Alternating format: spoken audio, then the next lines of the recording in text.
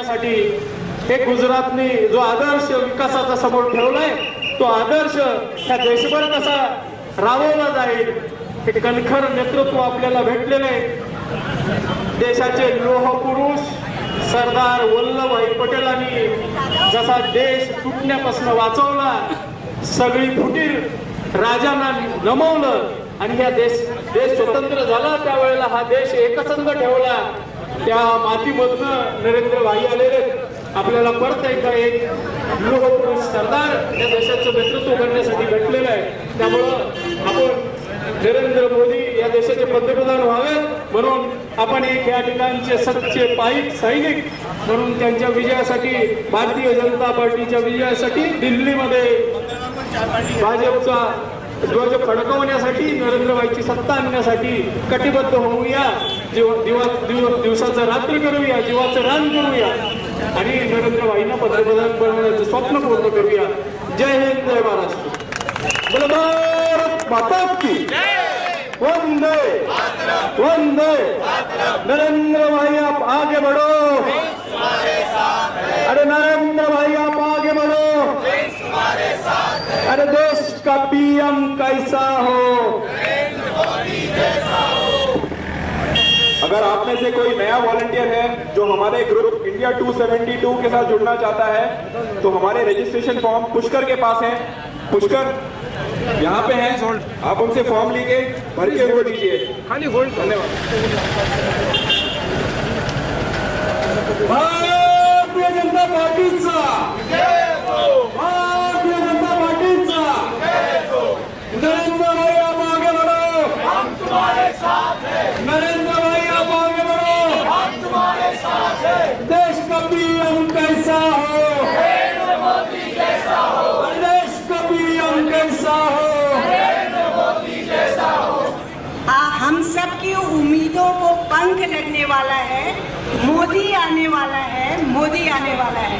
वंदे मातरम, वंदे मातरम। हमारा नेता कैसा हो, नरेंद्र मोदी जैसा हो। तो भ्रष्ट भारत अब भ्रष्टता के हाथों से मुक्त होने जा रहा है। क्यों भाइयों? क्योंकि नरेंद्र मोदी आने वाला है। वंदे मातरम, वंदे मातरम। हमारा नेता कैसा होना चाहिए, नरेंद्र मोदी जैसा होना चाहिए। Thank you.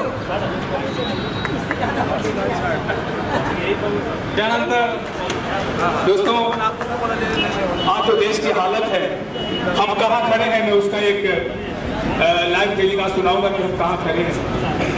कहते हैं कि देश कभी था, ये देश जो था, हमारा देश कभी नवमंडल का ध्रुव तारा था, बुद्ध, महावीर, गांधी और सुभाष के आंखों का जो तारा था। आज वही देश वीरान हो गया है, अपने ही लोगों से लहूलुहान हो गया है, क्योंकि कौरवों की राजनीति इस पे सवार हो गया है और द्रौपदी किसी चीरहरण का शिकार हो गया है। जहां पुलिस का चौड़े से गठबंधन है और जहां नेता के रूप में डाकुओं का अभिनंदन है। कुछ लूट चुके तो कुछ लूटने जा रहे हैं और कोई रोटी छोड़ पशुओं का चारा खा रहे हैं। और देश की स्थिति ये है, देश हित की बातें जहां बिल्कुल गौण है, देश हित की बातें जहां बिल्कुल गौण है, क्योंकि कृष्ण का चक्र और ध्येय की गदा भी है मौन। तो मैं चाहता हूं कि वो नरेंद्र मोदी एक कृष्ण बन के आए, क्योंकि महाभारत के युद्ध में कहते हैं कि दोनों से सेनाएं खड़ी थी और कृष्ण समझा रहे थे कि यदा यदा ही धर्मस्य ग्लानिर्भवति भारतम, यदा यदा ही धर्मस्य ग्लानिर्भवति भारतम अभ्युदय नाम धर्मस्य तदात्मा नाम से जाने। उन्होंने ये कहा था कि जब जब संसार में जब जब पापों का बोलबाला होगा, जब जब दानवी शक्तियां मानवीय शक्तियों पर हावी होगी, तब तक उसका समूल नष्ट करने के लिए किसी न किसी महाशक्तियों का प्रकाश होगा। और आज क्योंकि यहाँ पे हमारे सरकार में दानवी शक्तियों का उत्थान हो चुका है, इसलिए उनका समूल नष्ट करने के लिए आज एक महाशक्ति का उदय हुआ है, जिसका नाम है नरेंद्र मोदी। नरेंद्र मोदी, नरेंद्र मोदी। भारत माता की, भारत माता की। थैंक यू दोस्तों, मैं पार्टी के साथ पिछले 14 सालों से जुड़ा हूँ और मैंने 2004 का चुनाव देखा जो कि बड़ा डिसअपॉइंटिंग था। लेकिन हमने पार्टी में एक चीज़ सीखी है कि विक्ट्री हो या डिफीट हो, हम कभी भी उससे कैरिड नहीं होते हैं। हम हमेशा विक्ट्री से भी सीखते हैं और डिफीट से भी सीखते हैं। 10 साल हम लोग ऑपोजिशन में रहे और हमारी सबसे बड़ी अचीवमेंट ये थी कि ऑपोजिशन में रहते हुए हमने कंस्ट्रक्टिव ऑपोजिशन का रोल प्ले किया है और हमें एज अ पार्टी उस पर गर्व है। जितने मुद्दे जो कि समाज से जुड़े थे, लोगों की भावनाओं से जुड़े थे, आम आदमी से जुड़े थे, उन सभी मुद्दों को हमने सही समय पर सही फोरम पे, चाहे वो पार्लियामेंट हो या पार्लियामेंट के बाहर हो, हमने उठाया है। आज जब चुनाव हम सबके सर पर है, हमने देश को एक अच्छी लीडरशिप श्री नरेंद्र मोदी जी के रूप में दी है। हमारी पार्टी ने हमेशा से ये कोशिश की है कि जो भी आम व्यक्ति हो, जिसका एक अच्छा मास बेस हो, हम अच्छे से अच्छा लीडर लोगों को देने की कोशिश करते रहे। और हमें पूरा भरोसा है कि आज श्री नरेंद्र मोदी एक ऐसे लीडर हैं जिनका मुकाबला करने के लिए इस समय किसी भी और पार्टी में कोई दूसरा व्यक्ति नहीं है। और मुझे सबसे ज़्यादा खुशी तब होती है जब वो लोग जो वोटिंग के टाइम पे या तो मूवी देखने जाते थे या पिकनिक या आउटिंग देने जाते थे, इस चुनाव में वो लोग इतना एक्टिवली पार्टिसिपेट कर रहे हैं। चाहे वो इंडिया 272+ का फोरम हो, चाहे वो नमो ब्रिगेड हो या वो कोर पार्टी की एक्टिविटीज हो। लेकिन ये अभी शुरुआत है। हमें अपने जैसे बहुत से लोगों को अपने साथ जोड़ना है।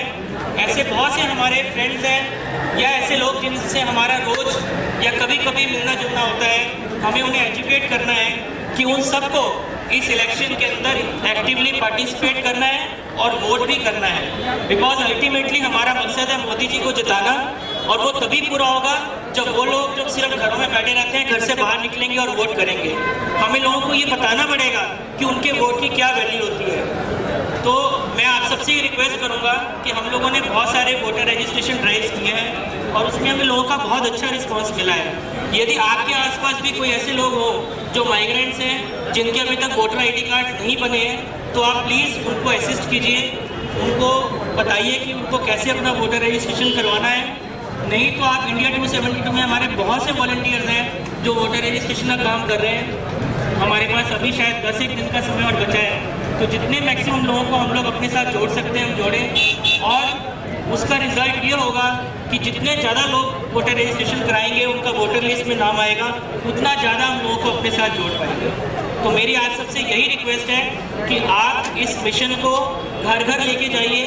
जहाँ भी पब्लिक प्लेस में आप बैठते हैं या पब्लिक फोरम्स में, चाहे वो फेसबुक हो, ट्विटर हो, आप इस मैसेज को स्प्रेड कीजिए ताकि लोगों को हम एजुकेट कर सकें और इस बार एक अच्छी गवर्नमेंट हम देश के अंदर ला सकें। Thank you.